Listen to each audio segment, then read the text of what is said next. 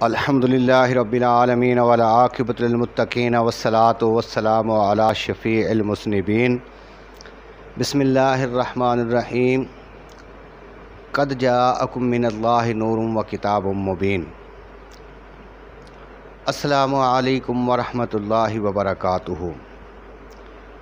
اللہ تعالیٰ نے قرآن پاک کی اس آیت میں ارشاد فرمایا کہ بے شک تمہارے پاس اللہ کی طرف سے نور آیا اور روشن کتاب آئی۔ تمام مفسرین کرام اس بات پر متفق ہیں کہ قرآن پاک کی اس آیت میں جو لفظ نور ہے اس سے مراد صرف اور صرف حضور علیہ السلام کی ذات مبارکہ ہے۔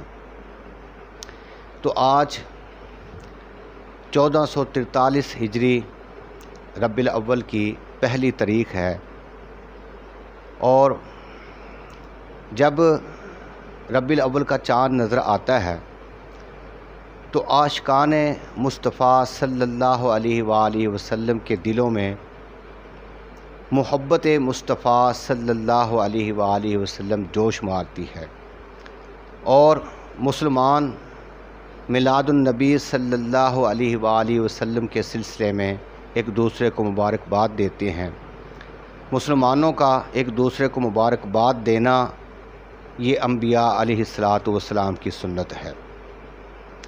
حضرت جابر بن عبداللہ رضی اللہ تعالی عنہ انہوں نے بارگاہ رسالت میں عرض کیا کہ یا رسول اللہ صلی اللہ علیہ وسلم فدا کا امی و ابی، یا رسول اللہ آپ میرے ماں باپ آپ پر فدا ہوں، مجھے یہ خبر دیجئے کہ اللہ تعالیٰ نے سب سے پہلے کس شے کو پیدا کیا۔ تو سرکار دو عالم صلی اللہ علیہ وآلہ وسلم نے ارشاد فرمایا، یا جابر ان اللہ تعالی خلق قبل الاشیاء نورا نبی کا من نوری، کہ اے جابر بے شک اللہ تعالیٰ نے سب سے پہلے تیرے نبی کا نور اپنے نور سے پیدا کیا، پھر وہ نور قدرت الہی سے جہاں اللہ کو منظور تھا وہاں سیر کرتا رہا۔ پھر اللہ تعالیٰ نے جب اس کائنات کو تخلیق کرنا چاہا تو اس نور کے 4 حصے کیے، ایک سے قلم، دوسرے سے لوح، تیسرے سے عرش اور چوتھے سے باقی تمام مخلوق کو پیدا فرمایا۔ اس وقت نہ لوح تھا، نہ قلم تھا، نہ جنت تھی، نہ جہنم، نہ زمین، نہ آسمان، نہ فرشتے، نہ دن، نہ رات، نہ جنات، نہ انسان، نہ آگ، نہ پانی، نہ ہوا، نہ مٹی، کسی شے کا وجود نہیں تھا۔ یہ حدیث بہت ہی طویل ہے، اور اس کو تمام مفسرین کرام نے اپنی اپنی کتابوں میں درج فرمایا ہے کہ حضرت والسلام نور ہیں۔ نور کا معنی روشنی، اجالا، چمک۔ نور وہ ہے جو خود ظاہر ہو اور دوسروں کو ظاہر کرے۔ اللہ تعالیٰ حقیقتاً ازلی، ابدی، ذاتی نور ہے، اور وہ جس کو چاہے دوسروں کو ظاہر کر دے۔ تو سرکار دو عالم صلی اللہ علیہ وآلہ وسلم اور قرآن پاک اور اسلام اور فرشتے یہ اللہ تعالیٰ کے عطائی نور ہیں، اللہ تعالیٰ کے بنانے سے نور بنے ہیں، کہ اللہ تعالیٰ نے ان کو نور بنا دیا اور یہ نور بن گئے۔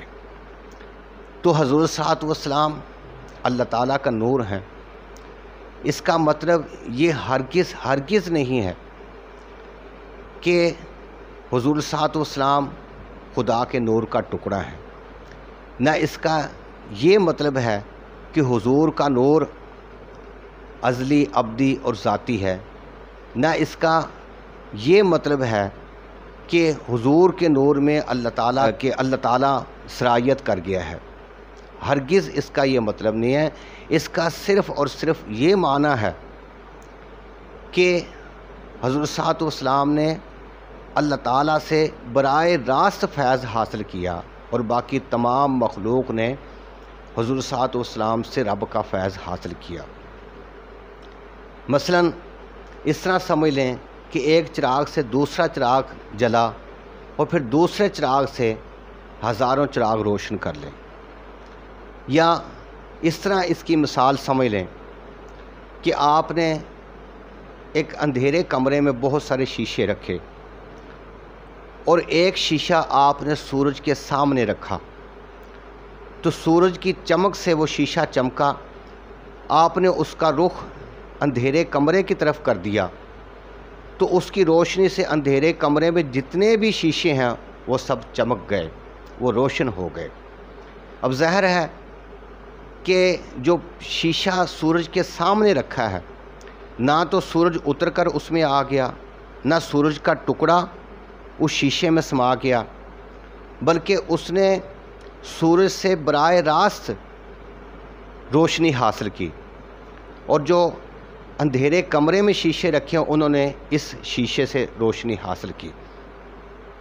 تو اگر یہ شیشہ درمیان سے ہٹا دیا جائے تو کمرے میں جتنے بھی شیشے رکھے ہوئے ہیں ان کی روشنی اور چمک ختم ہو جائے گی۔ تو اسی طرح اللہ تعالیٰ نے براہ راست حضور صلی اللہ علیہ وسلم نے اللہ تعالیٰ سے بلا واسطہ فیض حاصل کیا ہے، اور باقی سب نے حضور صلی اللہ علیہ وسلم سے آپ کے وسیلے سے رب کا فیض حاصل کیا ہے۔ یا مثال کے طور پر اس طرح سمجھ لیں کہ ایک ہے شخص محمدی اور دوسری ہے حقیقت محمدیہ۔ تو شخص محمدی حضرت آدم علیہ السلام کی اولاد میں سے ہیں، حضرت بی بی آمنہ کے بیٹے ہیں، حضرت عائشہ صدیقہ کے شوہر ہیں، حضرت فاطمہ الزہرا رضی اللہ تعالی عنہ کے والد ہیں۔ یہ تمام رشتے اس شخص محمدی کے ساتھ منسلک ہیں۔ اور دوسری ہے حقیقت محمدیہ، صوفیہ کی اصطلاح میں یہ ذات متعلقہ کے تعین کا نام ہے کہ مصدر جو ہے، مصدر کیا، پہلا تعین ماضی مطلق ہے، باقی تمام مشتقاق ماضی مطلق سے ہیں۔ تو اللہ تعالیٰ مصدر تجلیات ہے اور حضور صلی اللہ علیہ وسلم ماضی مطلق، یعنی کہ اللہ تعالیٰ کی پہلی تجلی، باقی تمام مخلوق بعد کی تجلیوں کے مظہر ہیں۔ تو اللہ تعالیٰ نے شخص محمدی کے بارے میں ارشاد فرمایا کہ قل انما انا بشر مثلکم، کہ اے محبوب فرما دیجئے کہ میں تمہارے جیسا بشر ہوں۔ اور حقیقت محمدیہ کے بارے میں خود سرکار دو عالم صلی اللہ علیہ وآلہ وسلم نے ارشاد فرمایا کہ کنت نبی و آدم بین الطین والماء، کہ ہم اس وقت بھی نبی تھے جب آدم علیہ السلام پانی اور مٹی کے درمیان تھے۔ تو حقیقت محمدیہ نہ تو اولاد آدم میں سے ہے، نہ بشر ہے، نہ مثلکم ہے، نہ کسی کا باپ ہے، نہ کسی کی اولاد ہے، بلکہ سارے عالم کی اصل ہے۔ اور ظاہر ہے کہ بشریت کی ابتدا تو حضرت آدم علیہ السلام سے ہوئی، اور حضور صلی اللہ علیہ وسلم کی نبوت اس وقت بھی چمک رہی تھی جب آدم علیہ السلام کا ابھی خمیر تیار نہیں ہوا تھا۔ تو حضرت ابو ہریرہ رضی اللہ تعالی عنہ سے روایت ہے کہ صحابہ کرام نے عرض کیا کہ یا رسول اللہ، آپ پر نبوت کب ثابت ہوئی؟ تو سرکار دو عالم صلی اللہ علیہ وآلہ وسلم نے ارشاد فرمایا کہ کنت نبی و آدم بین الروح والجسد، کہ ہماری نبوت اس وقت بھی چمک رہی تھی جب حضرت آدم علیہ السلام روح اور جسم کے درمیان تھے۔ حضرت امام حسین رضی اللہ تعالی عنہ نے اپنے والد حضرت علی رضی اللہ تعالی عنہ سے روایت کیا کہ سرکار دو عالم صلی اللہ علیہ وآلہ وسلم نے خود ارشاد فرمایا کہ میں اپنے رب کے ہاں حضرت آدم علیہ السلام کی پیدائش سے 14,000 سال پہلے نور تھا۔ تو یہ اس کے علاوہ حضور صلی اللہ علیہ وسلم کے نور ہونے میں بہت ساری احادیث مبارکہ اور بھی ہیں۔ وما علینا الا البلاغ المبین۔